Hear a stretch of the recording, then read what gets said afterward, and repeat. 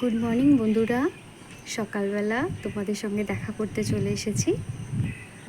আজকে তোমাদের সঙ্গে যেটা শেয়ার করার আছে, আজকে সকালে আমার মেয়ের ব্রেকফাস্ট। জানোই তো সামার ভ্যাকেশন এখনও ঘরে, তো ওকে আমার রোজ কিছু না কিছু নতুন বানিয়ে দিতে হচ্ছে। মাম্মা আজকে কী খাবো, মাম্মা আজকে কী ব্রেকফাস্ট হবে, তো মাথা থেকে বার করতে হয় কী বানাবো, কী বানিয়ে দেবো।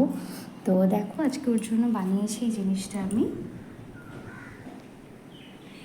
এটা হচ্ছে একটা মিনি রোল। এটা আমাকে মাথায় রাখতে হয়েছে টেস্টের সাথে হেলথটাও, যে কারণে এটা আমি বানিয়েছি পুরোটাই আটা দিয়ে। তোমরা চাইলে ময়দা দিয়েও বানাতে পারো, সবসময় তো হেলথ ভাবলেও হবে না, বাচ্চার টেস্টটাও দরকার। তো আমি যাই হোক আটাও খেয়ে নেয় বলে আটা দিয়ে বানানো। তার সাথে নর্মাল একটা আলুর তরকারি আছে, জিরে ফোড়ন দিয়ে, শুধু হলুদ দিয়ে। আমি রোলটার মধ্যে পরোটাটা বানিয়ে তার মধ্যে আলুর পুরটা দিয়েছি, সামান্য একটু লেবুর রস দিয়েছি, একটু হালকা নুন, গোলমরিচ আর একটু সস, বাস ওটাকে রোল বানিয়ে দিয়েছি।